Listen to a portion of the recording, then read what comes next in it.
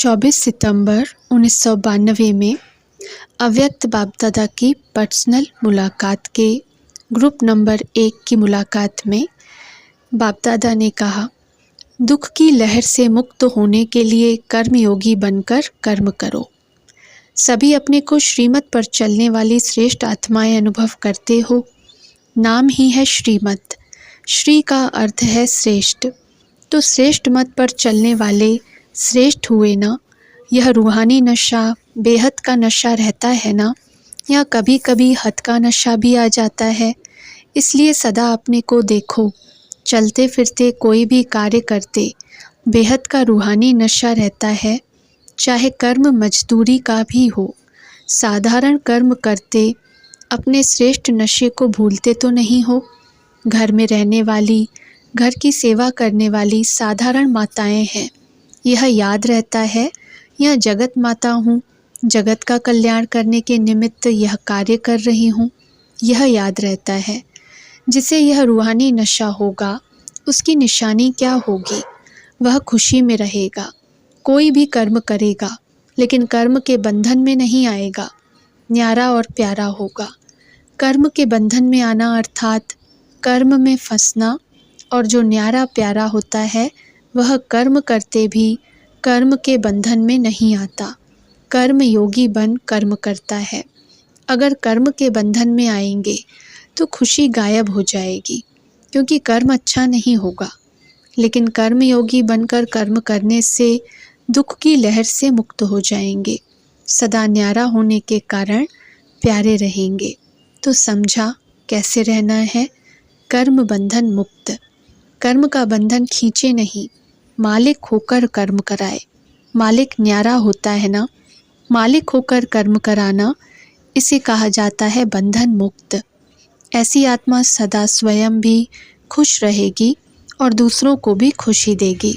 ऐसे रहते हो, सुनते तो बहुत हो, अभी तो सुना है वह करना है। करेंगे तो पाएंगे। अभी अभी करना, अभी अभी पाना। माताओं को कभी दुख की लहर आती है, कभी मन से रोती हो? मन का रोना तो सबको आ सकता है।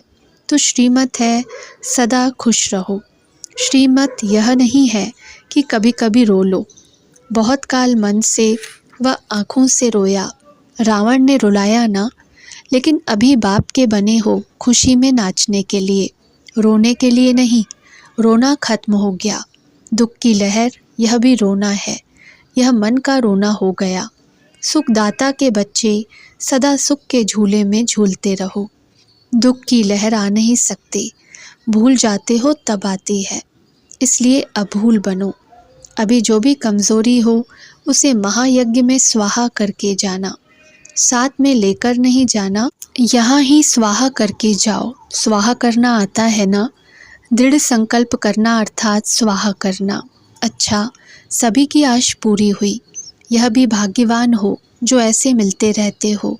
आगे चलकर क्या होता है, यह भी भाग्य जितना मिलता है उतना लेते चलो, उड़ते जाओ। यही याद रखना कि महान है और महान बनाना है। ग्रुप नंबर 2 से सर्व शक्तियों को समय पर कार्य में लगाना अर्थात मास्टर सर्वशक्तिवान बनना। शक्तियों का पूजन देखकर क्या स्मृति में रहता है? अपने को चेक करते हो। जैसे शक्तियों को अष्टभुजाधारी दिखाते हैं, तो हम भी अष्ट शक्तिवान मास्टर सर्वशक्तिवान आत्मा हूँ। ये अष्ट तो निशानी मात्र है, लेकिन है तो सर्व शक्तियाँ। शक्तियों का नाम सुनते, शक्तियों का पूजन देखते सर्व शक्तियों की स्मृति आती है। यह सिर्फ देख कर के खुश हो। जड़ चित्रों में कितनी कमाल भर देते हैं, तो चैतन्य का ही जड़ बनता है ना। तो चैतन्य में हम कितने कमाल के बने हैं, अर्थात श्रेष्ठ बने हैं। तो यह खुशी होती है कि यह हमारा यादगार है या देवियों का है। देवियों के साथ गणेश की भी पूजा होती है ना। तो प्रैक्टिकल में ऐसे बने हैं, तब तो यादगार बना है। सदैव अपने को चेक करो कि सर्व शक्तियाँ अनुभव होती हैं। बाप ने तो दी, लेकिन मैंने कितनी ली, धारण की, और धारण करने के बाद समय पर वो शक्ति काम में आती है। अगर समय पर कोई चीज़ काम में नहीं आए तो वह होना न होना एक ही बात है।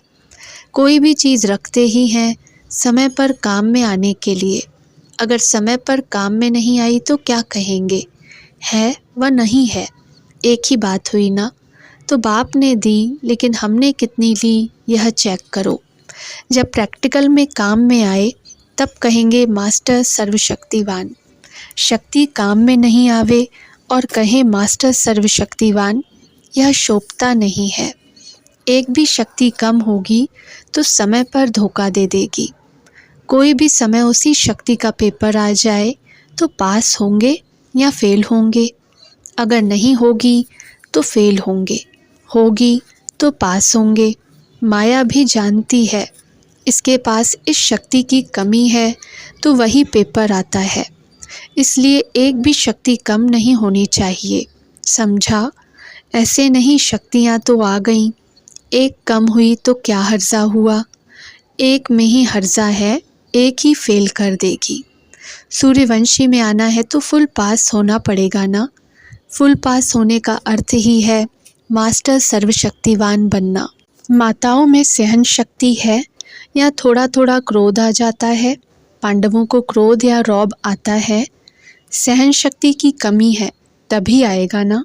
सर्व शक्तियों में सहन शक्ति भी तो शक्ति है ना। एक भी शक्ति कम हुई तो फुल पास होंगे या अधूरे पास होंगे। इसलिए सर्व शक्तियों को चेक करो, परसेंटेज भी कम ना हो। ऐसे नहीं थोड़ा क्रोध आया, ज़्यादा नहीं आया। यदि थोड़ा भी आ गया तो उसको फेल कहेंगे और आदत पड़ जाएगी थोड़ा थोड़ा फेल होने की, तो फुल पास कैसे होंगे। इसलिए एक भी शक्ति की कमी ना हो। ऐसे अलबेले नहीं रहना कि एक थोड़ी कम है, बढ़ जाएगी। बहुत समय की कमी समय पर धोखा दे देगी। इसलिए मास्टर सर्वशक्तिवान अर्थात सर्व शक्तियों से संपन्न बनो। सर्व शक्तियों को कार्य में लगाते चलो और उड़ते चलो, समझा। ग्रुप नंबर 3, मेरे को तेरे में बदलना ही ब्राह्मण जीवन है। सभी अपने को एक बल एक भरोसा ऐसे अनुभव करते हो। एक बाबा दूसरा न कोई, यह पक्का है ना। यहाँ बाबा भी है तो बच्चे भी हैं, संबंधी भी हैं। जब बच्चे हैं, पति है, सास ससुर है, इतने सारे हैं तो एक कैसे हुआ। सामने है, देख रहे हैं, सेवा कर रहे हैं, फिर एक कैसे हुआ। ये मेरे नहीं है लेकिन बाप ने सेवा के लिए दिए हैं। ऐसी दृष्टि वृत्ति रखने से एक ही याद रहेगा, चाहे कितने भी हों, कौन भी हों, लेकिन सभी बाप के बच्चे हैं और हमको सेवा के लिए ये आत्माएं मिली हैं। बाप ने सेवा अर्थ निमित्त बनाया है। घर में नहीं रहे हुए हो लेकिन सेवा स्थान पर रहे हुए हो। मेरा सब तेरा हो गया, मेरा कुछ नहीं, शरीर भी मेरा नहीं। जब मेरा है ही नहीं तो बॉडी कॉन्शियस कैसे हो सकता है। मेरे में ही आकर्षण होती है। जब मेरा समाप्त हो जाता है तो मन और बुद्धि को अपनी तरफ खींच नहीं सकते हैं। ब्राह्मण जीवन अर्थात मेरे को तेरे में बदलना। तो बार बार यह चेक करो कि तेरा मेरा तो नहीं बन गया। अगर मेरापन नहीं होगा, तेरा ही है, तो डबल लाइट होंगे। अगर थोड़ा भी बोझ अनुभव करते हो तो समझो मेरापन मिक्स हो गया है। भक्ति में कहते हैं कि सब कुछ तेरा। ब्राह्मण जीवन में कहना नहीं है, करना है। यह करना सहज है ना। बोझ देना और मेरा कहना माना बोझ लेना। तो अभी एक बल एक भरोसा, बस एक ही एक लिखना सहज है ना। तो यह तेरा तेरा कहने वाला ग्रुप है। अच्छा, ग्रुप नंबर 4, पूज्य वह जिसकी आँख बाप के सिवाय कहाँ भी न डूबे। सदा यह नशा रहता है कि हम कल्प कल्प की सर्वश्रेष्ठ पूज्य आत्माएं बनते हैं। कितनी बार आपकी पूजा हुई है। पूज्य आत्मा हूँ, यह पूज्यपन की अनुभूति क्या होती है, निशानी क्या है, किस विशेषता के आधार पर कोई पूज्य बनता है। लौकिक में भी देखो, किसको कहते हैं कि यह तो पूज्य है। पूज्य आत्मा की निशानी है, वह कभी भी किसी भी वस्तु के पीछे, व्यक्ति के पीछे झुकेगा नहीं। सब उसके आगे झुकेंगे लेकिन वह झुकेगा नहीं। नम्रता से झुकना वह अलग चीज़ है, लेकिन झुकना अर्थात प्रभावित होना। पूज्य के आगे सब झुकते हैं, पूज्य नहीं झुकता है। तो किसी भी प्रकार के व्यक्ति या वैभव की आकर्षण झुका लेवे, यह पूज्य की निशानी नहीं है। तो यह चेक करो कि कभी भी किसी भी आकर्षण में मन और बुद्धि झुकती तो नहीं है, प्रभावित तो नहीं होते हो, सिवाय एक बाप के और कहाँ भी मन और बुद्धि का झुकाव नहीं। पूज्य अर्थात झुकाने वाला, न कि झुकने वाला। जो कल्प कल्प का पूज्य होगा उसकी निशानी क्या होगी, सिवाय बाप के और कहाँ भी आँख नहीं डूबेगी। यह बहुत अच्छा है, यह बहुत अच्छी चीज़ है, नहीं।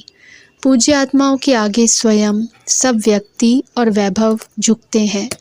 जो इष्ट देव होते हैं, भक्त लोग स्वयं बढ़िया ते बढ़िया अच्छी चीज़ इष्ट के आगे भेंट चढ़ाएंगे। इष्ट उन चीज़ों पर प्रभावित नहीं होगा, लेकिन वो चीज़ें स्वयं उसके आगे झुकेंगी।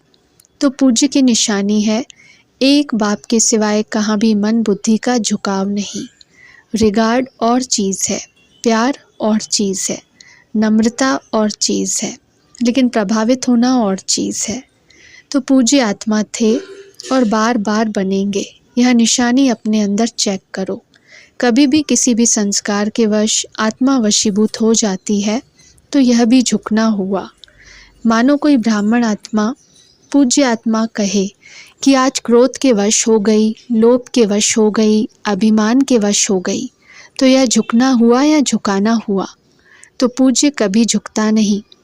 पूज्य के आगे सब आकर्षित होकर स्वयं आते हैं। पूज्य किसी के पीछे आकर्षित नहीं होता। तो यह निशानी देखो, अगर कभी कभी झुकाव हो जाता है तो पूजा भी कभी कभी होगी, सदा नहीं होगी। पूज्य में भी नंबर होते हैं, वैरायटी होती है ना। कोई पूज्य सदा पूजे जाते हैं और कोई की कभी कभी पूजा होती है, कोई की विधि पूर्वक होती है और कोई की काम चलाऊ पूजा होती है। मंदिरों में भी फर्क होता है ना। तो यहाँ भी ऐसे है, जो विधि पूर्वक श्रीमत को अपनाते नहीं, काम चलाऊ, चलो अमृत वेले उठना है, बैठना है, कोई देखे नहीं, कोई कहे नहीं कि यह उठा नहीं, फिर चाहे बाप से मिलन मनाए या निद्रा से मिलन मनाए, यह काम चलाऊ हो गया ना। अमृत वेले उठा बैठा, लेकिन विधि पूर्वक नहीं। तो मूर्ति को भी बिठा देते हैं, लेकिन पूजा विधि पूर्वक नहीं होती है। लगाव तब होता है जब झुकाव होता है, बिना लगाव के झुकाव नहीं होता। आज के भक्तों का भी चाहे अल्पकाल की प्राप्ति की तरफ लगाव हो, तभी झुकाव होता है। आजकल पूज्य की तरफ लगाव नहीं है, अल्पकाल की प्राप्ति के तरफ लगाव है। लेकिन प्राप्ति कराने वाली पूज्य आत्माएं हैं, इसलिए झुकते उनकी तरफ ही हैं। तो समझा पूज्य की निशानी क्या है। कल्प कल्प की श्रेष्ठ पूज्य आत्माएं सदा स्वयं को संपन्न अनुभव करेंगी। जो संपन्न होता है उसकी आँख किसी में भी नहीं जाती। पूज्य आत्मा संपन्न होने के कारण सदा ही अपने रूहानी नशे में रहेगी। उनके मन बुद्धि का झुकाव कहाँ भी नहीं होगा, न देह के संबंध में, न देह के पदार्थ में। सबसे न्यारा और सबसे प्यारा ब्राह्मण जीवन का मज़ा जीवन मुक्त स्थिति में है।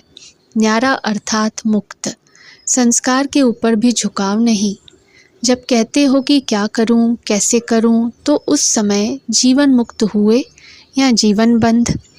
करना नहीं चाहते थे लेकिन हो गया, यह है जीवन बंध बनना। इच्छा नहीं थी लेकिन अच्छा लग गया, शिक्षा देनी थी लेकिन क्रोध आ गया, यह है जीवन बंध स्थिति। ब्राह्मण अर्थात जीवन मुक्त, कभी भी किसी बंधन में बंध नहीं सकते। अच्छा, ग्रुप नंबर 5, संगठन में रहते भी न्यारा और प्यारा रहना ही फॉलो फादर करना है। यह वैरायटी ग्रुप है। सबसे अच्छे से अच्छा ग्रुप किसको कहा जाएगा, उसकी विशेषता क्या होगी। सबसे अच्छा ग्रुप वह है जो ग्रुप में रहते हुए भी निर्विघ्न रहे, संतुष्ट रहे। कोई अकेला निर्विघ्न रहता है, यह कोई बड़ी बात नहीं, लेकिन बड़े संगठन में भी हो और निर्विघ्न भी हो। तो आप सभी संगठन में रहते निर्विघ्न रहते हो, कितना भी हंगामा हो लेकिन स्वयं अचल हो, ऐसे ग्रुप के हो। जैसे बाप अकेला तो नहीं है ना, परिवार वाला है। सबसे बड़े ते बड़ा परिवार बाप का है, और जितना बड़ा परिवार उतना ही न्यारा और सर्व का प्यारा है। जितनी सेवा उतना न्यारा। तो फॉलो फादर करने वाले हो ना, इसीलिए आप सबका यादगार यहाँ अचल घर बना हुआ है। कितना भी कोई हिलावे, हिलेंगे नहीं। एक तरफ एक डिस्टर्ब करे, दूसरी तरफ दूसरा डिस्टर्ब करे तो क्या करेंगे? कोई सैल्वेशन नहीं मिले फिर हलचल होगी, कोई इंसल्ट कर दे फिर हलचल होगी। अचल अर्थात चारों ओर कितना भी कोई हिलाने की कोशिश करे, लेकिन संकल्प में भी अचल। देखो, अच्छे हो तब तो बाप दादा ने पसंद करके अपना बनाया है। अच्छे हैं और सदा अच्छे रहेंगे। अच्छा अच्छा समझने से अच्छे हो ही जाते हैं। बाप दादा हर एक बच्चे में विशेषता ही देखते हैं। विशेषता देखते, वर्णन करते करते विशेष बन ही जाएंगे। कल थे, आज हैं और कल फिर बनेंगे। आज और कल में सारा ड्रामा आ गया। जितना जितना संपूर्ण बनते जाएंगे तो यह स्मृति स्पष्ट होती जाएगी। जितनी स्मृति स्पष्ट होती है उतना नेचुरल नशा रहता है। अच्छा, चारों ओर के डबल विदेशी बच्चों को डबल नशे में रहने की मुबारक। एक याद का नशा, एक सेवा का नशा, डबल नशा है ना। अच्छा है, हिम्मत बच्चों की, मदद बाप की। ऑस्ट्रेलिया के बच्चे भी जो चाहे वो कर सकते हैं। सिर्फ कभी गुप्त हो जाते हैं, कभी प्रत्यक्ष हो जाते हैं, लेकिन हिम्मत और मदद के भी पात्र हैं। Group number 6। हर ब्राह्मण ब्रह्मा बाप के कर्म का दर्पण बने, यही है बाप की श्रेष्ठ आश। मधुबन निवासियों को कितने प्रत्यक्ष फल मिलते हैं? मधुबन की विशेषता क्या है जो और कहाँ नहीं मिलती? श्रेष्ठ कर्म भूमि पर रहने वाले सदा फॉलो फादर करते हैं। मधुबन की श्रेष्ठता तो यह है कि ब्रह्मा बाप की विशेष कर्म भूमि है। तो मधुबन निवासी जो भी कर्म करते हैं वो फॉलो फादर करते हैं। कर्म भूमि में विशेषता कर्म ही है, तो कर्म में फॉलो है। जो भी अमृत वेले से लेकर रात तक कर्म करते हो उसमें फॉलो फादर है। मधुबन निवासियों को और एक्स्ट्रा कर्म भूमि की याद का बल है। वह कर्म में दिखाई देता है, वह देना है। क्या कहेंगे? आप अपने में देखते हो। एक एक कदम सामने लाओ, उठना बैठना, चलना बोलना, संबंध संपर्क में आना, सब में ब्रह्मा बाप के कर्म को फॉलो है। कर्म भूमि का फ़ायदा तो यही है ना। तो इतना लाभ ले रहे हो, शक्तियाँ क्या समझती हैं? कर्म भूमि का लाभ जितना मधुबन ले सकता है उतना औरों को लेने आना पड़ता है, और आपको मिला हुआ है। वरदान भूमि है, कर्म भूमि है, तो हर कर्म वरदान योग्य है। जो कोई भी देखे तो मुख से वरदान निकले, इसको कहेंगे वरदान भूमि का वरदान लेना। चाहे साधारण कर्म कर रहे हो, लेकिन साधारण कर्म में विशेषता दिखाई दे, यही मधुबन की विशेषता है ना। इसमें सर्टिफिकेट लेना है। आज इनकम टैक्स का सर्टिफिकेट मिला है ना। तो मधुबन वालों ने कौन सा सर्टिफिकेट लिया है? लेने वाले अधिकारी तो हो ही। विशेष ब्रह्मा बाप की अपनी कर्म भूमि में रहने वालों के प्रति यह विशेष श्रेष्ठ आश है कि मधुबन का एक एक ब्राह्मण आत्मा, श्रेष्ठ आत्मा, हर कर्म में ब्रह्मा बाप के कर्म का दर्पण हो। तो दर्पण में क्या दिखाई देता है? यही दिखाई देता है ना। अगर आप दर्पण में खड़े होंगे तो हूबहू आप ही दिखाई देंगे। तो ब्रह्मा बाप के कर्म आपके कर्म के दर्पण में दिखाई दे। भाग्यवान हो, यह तो सदा सभी कहते भी हैं और हैं भी, लेकिन हर कर्म में ब्रह्मा बाप के कर्म दिखाई दे। यह सर्टिफिकेट कौन लेगा और कब लेंगे? लेना तो है ना, या ले लिया है। जिसने यह सर्टिफिकेट ले लिया है कि हर कर्म में ब्रह्मा बाप के कर्म दिखाई दे रहे हैं, उनका बोल ब्रह्मा का बोल समान, उठना बैठना, देखना चलना सब समान। ऐसा सर्टिफिकेट लिया है। जिसको लेना है वो हाथ उठाओ। यह भी अच्छा है, कहने से पहले करके दिखाएंगे, लेकिन यह लक्ष्य रखो कि हर कर्म बाप समान हो।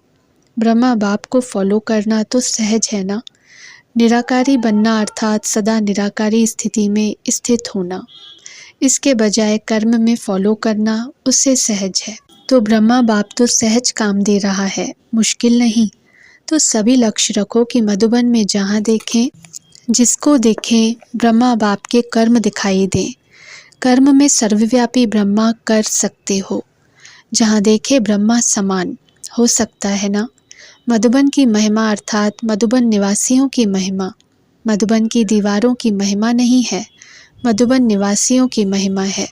मधुबन की महिमा चारों ओर से रोज सुनते हो ना।